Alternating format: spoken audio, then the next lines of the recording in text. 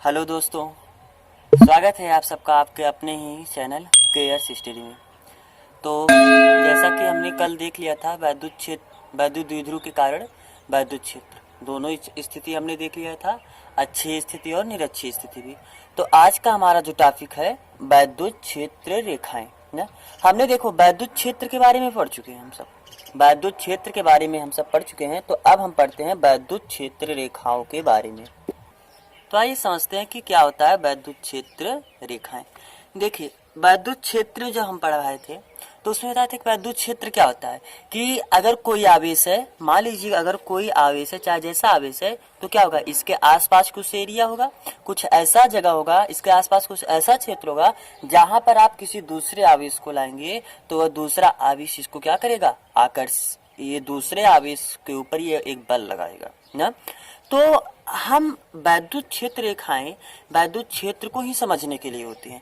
तो वैद्युत क्षेत्र रेखाएं एक काल्पनिक रेखाएं, एक ऐसी काल्पनिक रेखाएं हैं जो हमको वैद्युत क्षेत्र के बारे में बताती हैं। अच्छा, जैसे काल्पनिक रेखा का मतलब क्या है, मान लीजिए कि एक आवेश यही क्यू है, या एक आवेश प्लस क्यू है और एक आवेश क्या है, माइनस क्यू है। एक आवेश प्लस क्यू, एक आवेश माइनस क्यू है। तो आप कुछ इस तरीके से कभी कभी फिगर पाए होंगे ना, ऐसे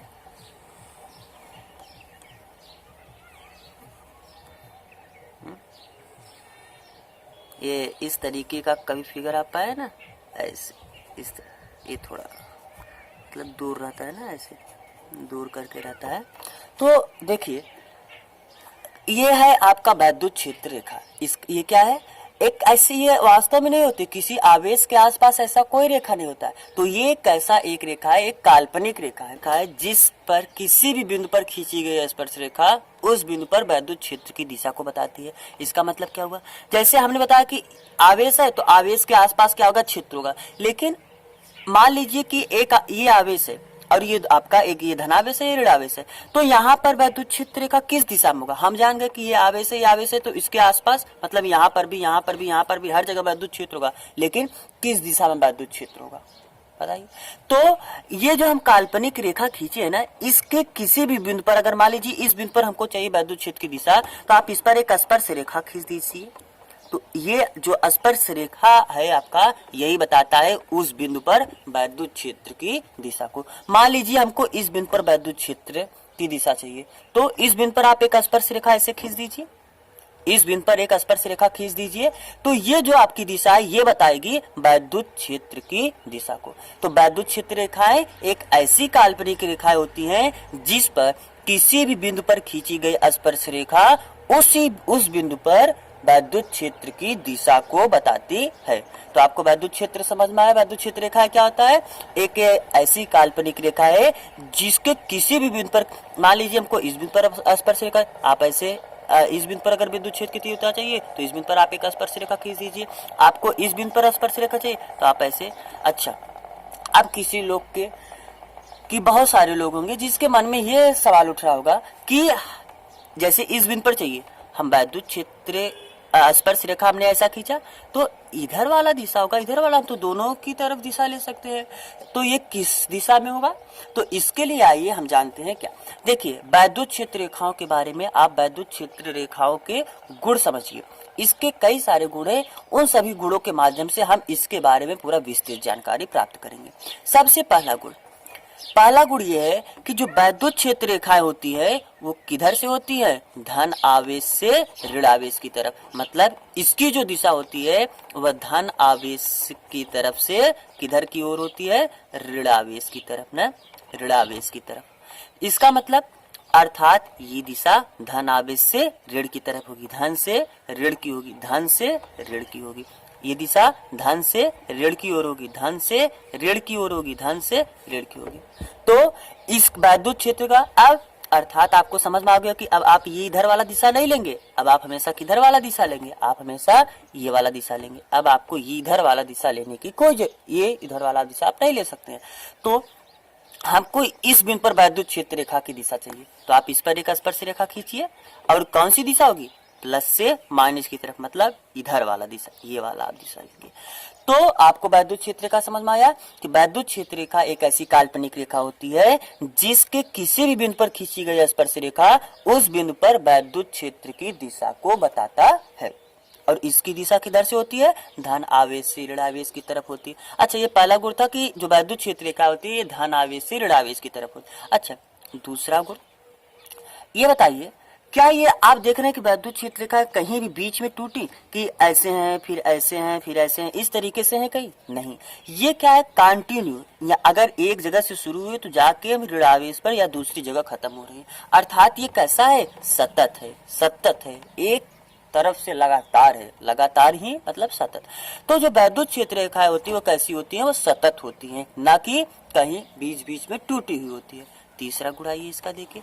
तीसरा गुण ये होता है, आप ये देखिए, हमें क्या बंद वक्र का निर्माण करेगी। बंद वक्र का मतलब आप समझिए, बंद वक्र का मतलब होता है कि जैसे ये शुरू हुई तो आके यहीं पर खत्म हो जाए, तो एक बंद लूप का निर्माण कर दी ना, या बंद वक्र का निर्माण कर दी। क्या ये भी यहां से शुरू हुआ और आके यहीं पर खत्म हुआ? नहीं, आप को लग रहा है कि यहाँ पर आके खत्म, लेकिन ध्यान से देखिए, ये प्लस से शुरू हुआ आके यहाँ पर खत्म हो गया, फिर यहाँ से शुरू हुआ आके यहाँ पर खत्म हो गया, न कि यहाँ से शुरू हुआ आके वहां पर खत्म हो गया। मतलब इस तरह एक जगह से शुरू होकर एक जगह पर नहीं खत्म हुआ, एक जगह से शुरू हुआ यहाँ पर खत्म हुआ, यहाँ से शुरू हुआ यहाँ पर खत्म हुआ। अर्थात ये बंद वक्र का निर्माण नहीं कर पा रहे, बंद लूप नहीं बना रहे।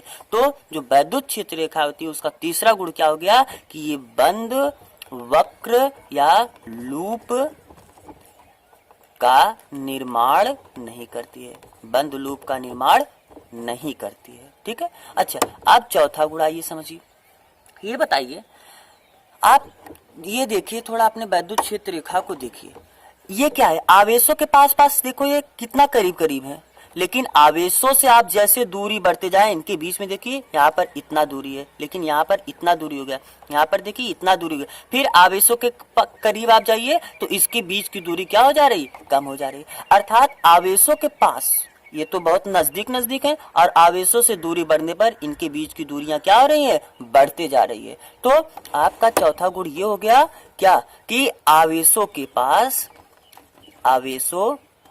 पास ये नजदीक होती हैं या पास पास होती हैं, तथा आवेशों से दूर कैसी होती है? ये दूर दूर होती है ना, इनके बीच में डिस्टेंस आ जाता है, जगह आ जाता है।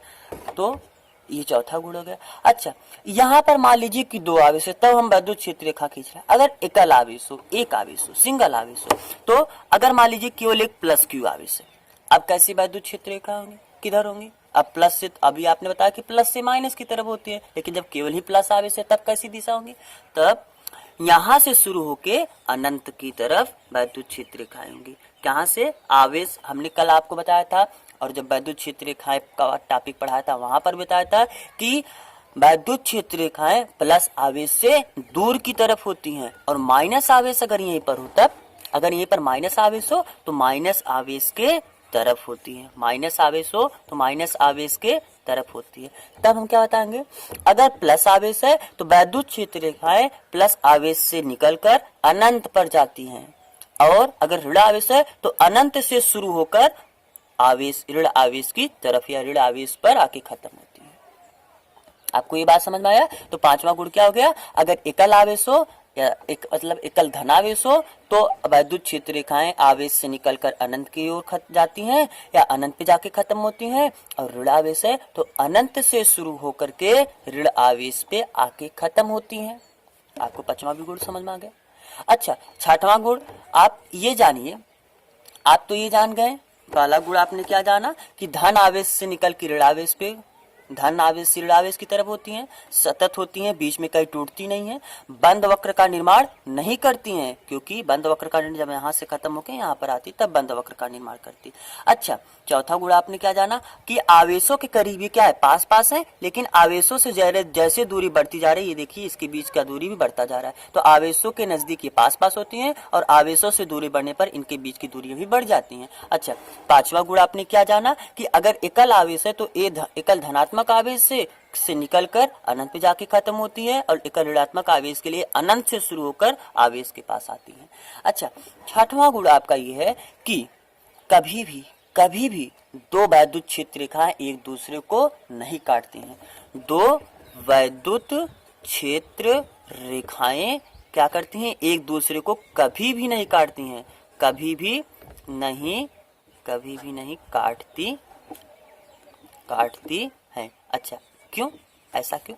ऐसा इसलिए, आइए समझते हैं ऐसा क्यों। मान लीजिए कि ये जैसे एक वैद्युत क्षेत्र रेखा अगर काट दी तब क्या होगा, क्यों नहीं काटते हैं वही हम समझाना।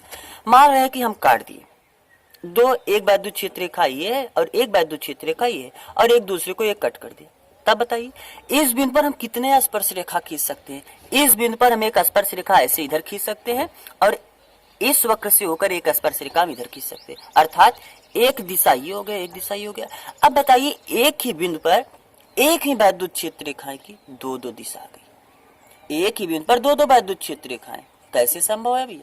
एक बिंदु पर एक ही दिशा होगी ना, अर्थात इसीलिए कभी भी दो वैद्युत क्षेत्र रेखाएं एक दूसरे को नहीं काटती हैं, क्योंकि अगर ऐसा हो गया तो हम एक ही बिंदु पर दो स्पर्श रेखा खींच सकते हैं। और स्पर्श रेखा क्या बताता है, वैद्युत क्षेत्र की दिशा, उस बिंदु पर वैद्युत क्षेत्र की दिशा, अर्थात अगर दो स्पर्श रेखा हम पा गए इसका मतलब दो वैद्युत क्षेत्र की दिशा आ गई। अब बताइए एक ही बिंदु पर एक ही तो दिशा होती है, एक से अधिक कैसे दिशा हो सकती है? इसीलिए कभी भी दो वैद्युत क्षेत्र रेखा एक दूसरे को नहीं काटती है।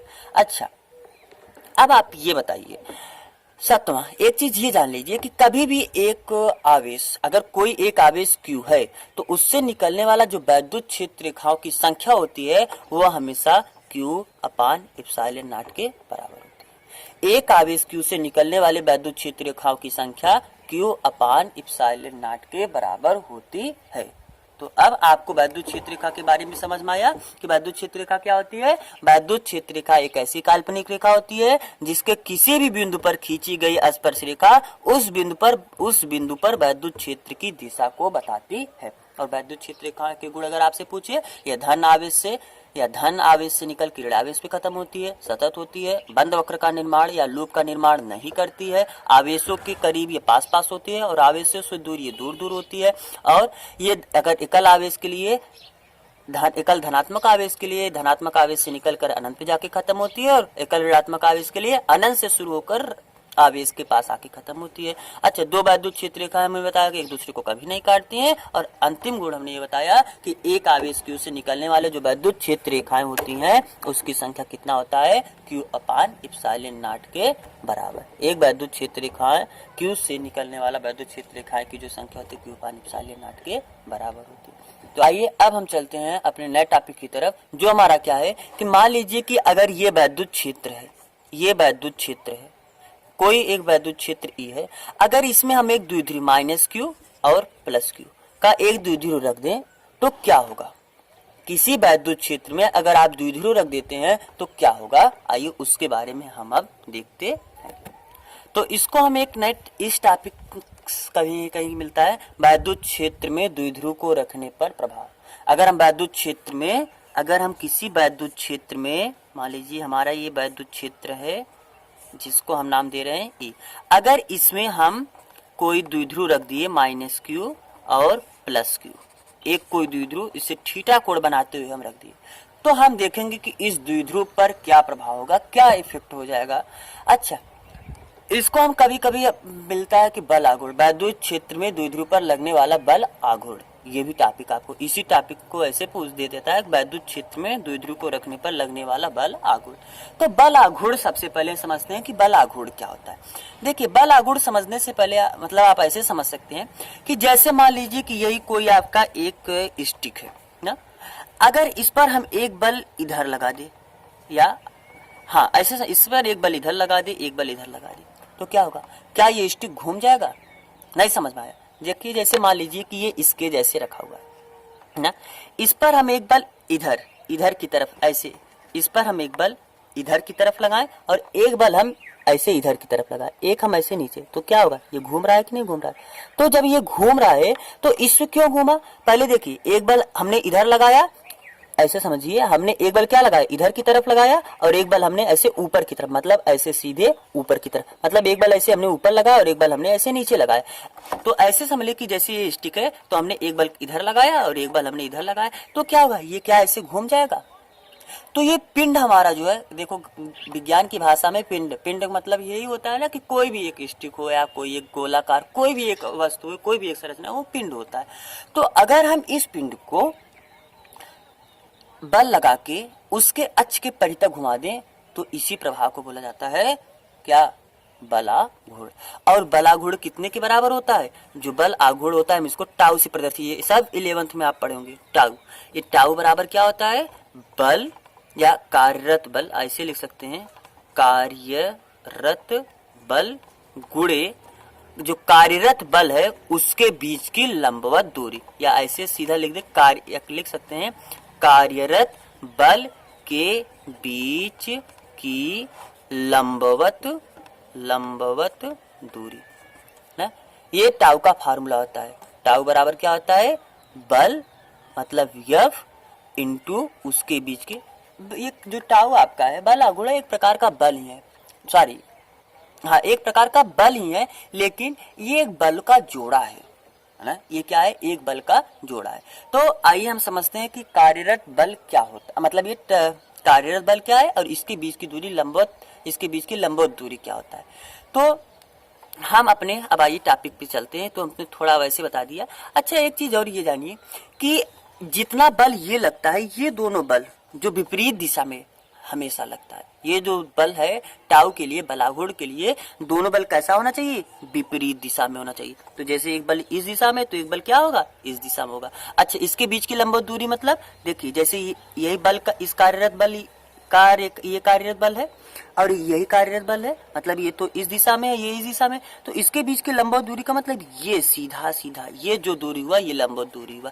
ये बल ये है, ये बल ये है, इसके बीच की तो दूरी ये भी हुआ, ये भी हुआ, ये भी हुआ, लेकिन जो लंबवत दूरी मतलब ये लंबवत दूरी हुआ। ठीक है, तो अब आइए हम समझते हैं अपना टॉपिक। ये बताइए अब आपका अगल ये आवेश है, आप कल अभी देखें कि अगर किसी वैद्युत क्षेत्र में कोई आवेश लाएंगे तो उस पर क्या लगेगा, बल लगेगा। बार बार कई बार ये बात आप जान चुके कि किसी वैद्युत क्षेत्र में अगर कोई आवेश है तो उस पर क्या लगेगा, एक बल लगेगा। अच्छा आप बल कितने के बराबर लगता है, ख्याल करिए, आप ई बराबर क्या पढ़े हैं, ई बराबर वैद्युत क्षेत्र की तीव्रता का जो परिभाषा पढ़े थे कि किसी पे लगने वाला बल और उस आवेश के अनुपात को ही तो उस बिंदु का वैद्युत क्षेत्र की तीव्रता का।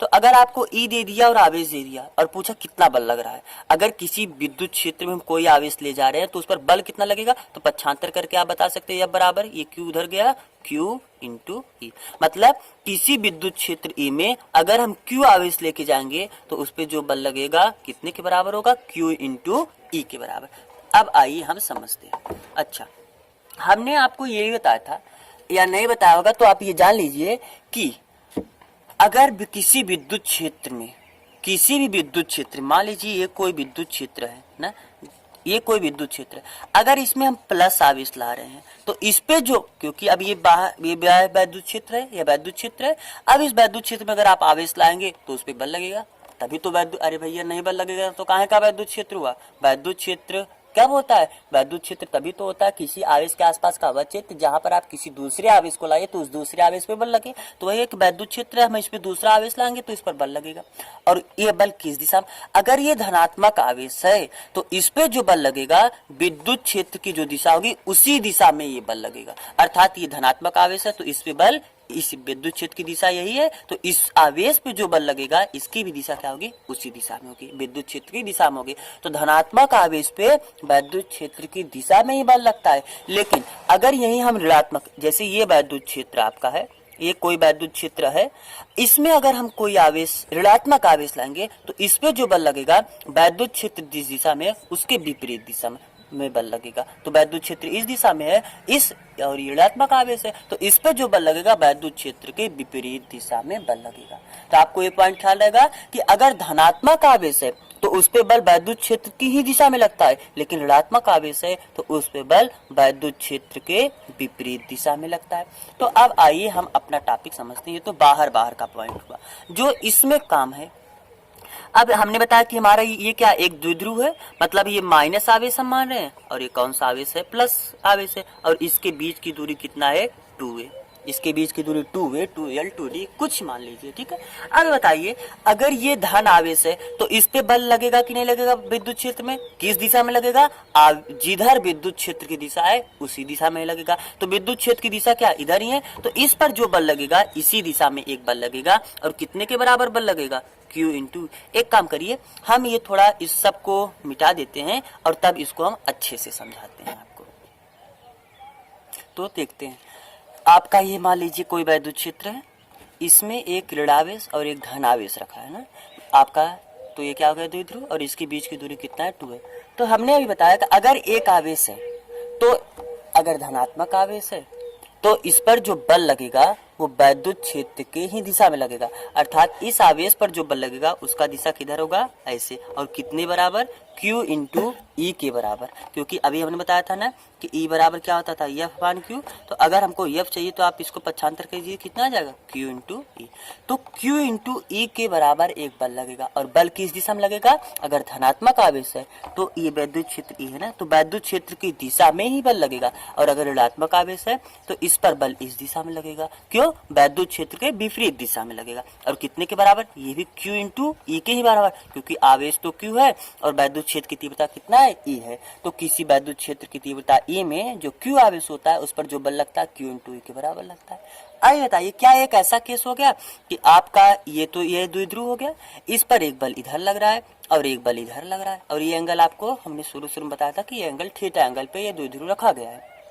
अब ये बताइए आप, तो अगर एक बल इधर लगेगा एक बल इधर लगेगा, मतलब ऐसे यही इस केस है, इस पर एक बल इधर लगाइए और एक बल इधर लगाइए, तो क्या ये इसके जैसे घूमेगा कि नहीं घूमेगा, तो ये भी हमारा क्या होगा, ऐसे घूमेगा। ये हमारा जो द्विध्रुव होगा वो क्या होगा, रोटेट हो जाएगा। तो अगर रोटेट हुआ मतलब अगर घूमा, तो कोई चीज में विस्थापन तभी होता है, कोई चीज गतिशील तभी होता है जब उस पर क्या लगता है, बल लगता है। और अगर कोई चीज घूमता है तो उस पर जो बल लगा, इस प्रकार से जो बल लगा उसको हम किस नाम से जानते हैं, टाउ, मतलब बल आघूर्ण। और बल आघूर्ण किसके बराबर होता है, बल गुणे बल के बीच, बल या कार्यरत बल के बीच की लंबवत दूरी, बल गुणे कार्यरत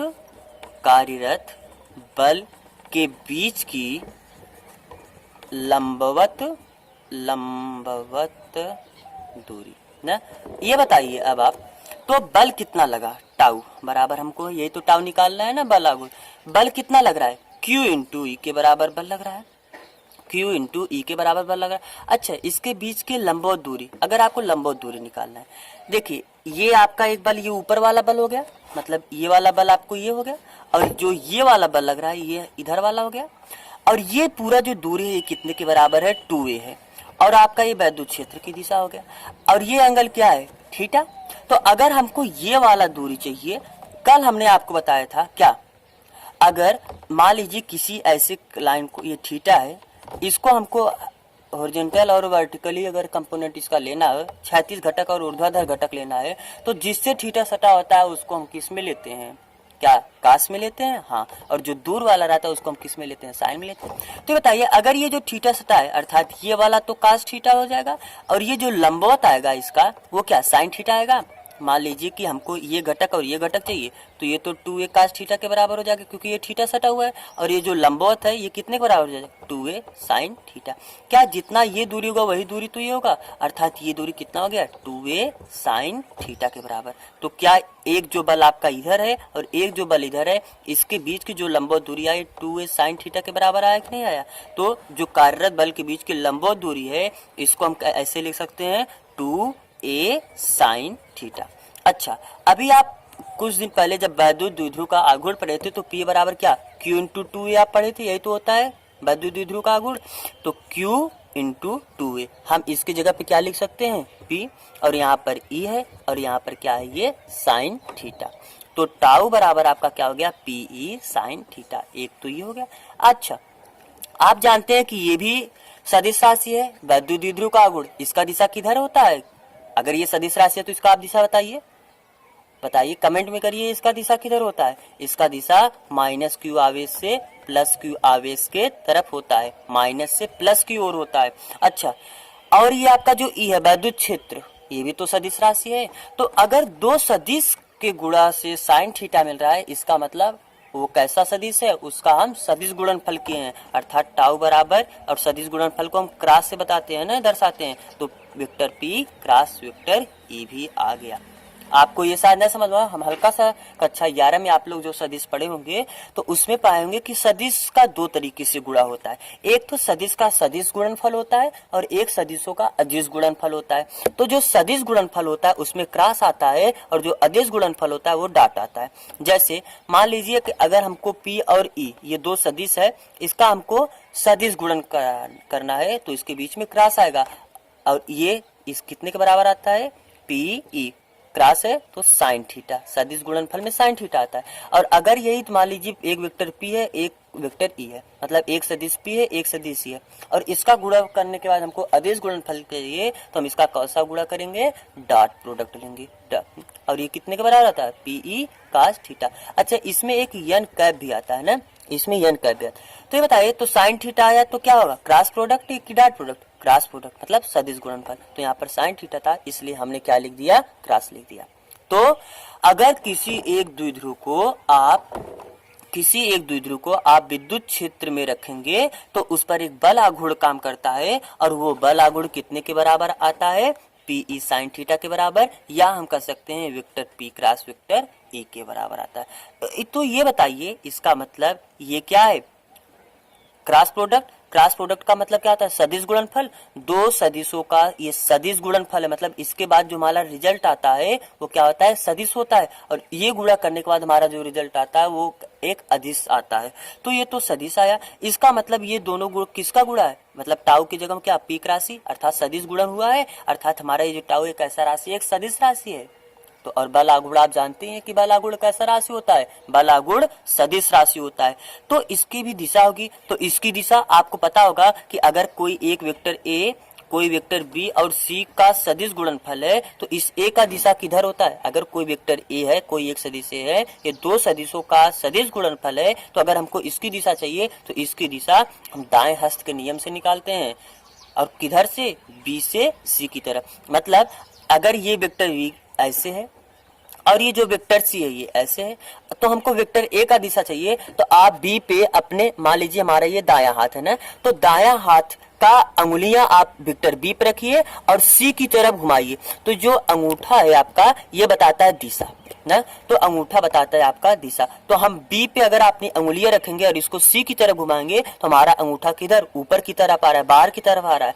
तो अगर मान लीजिए कि कोई, अगर हमको टाउ का दिशा चाहिए तो आप जिधर पी का दिशा मान लीजिए ये है, ई का दिशा मान लीजिए कि ये है, तो अगर हमको टाउ की दिशा चाहिए तो आप पी से ई की तरफ अंगुलियों को अपना घुमाइए और जो अंगूठा आपका आएगा बाहर की तरफ अंगूठा आएगा और वो आपका क्या हो जाएगा, टाउ की दिशा।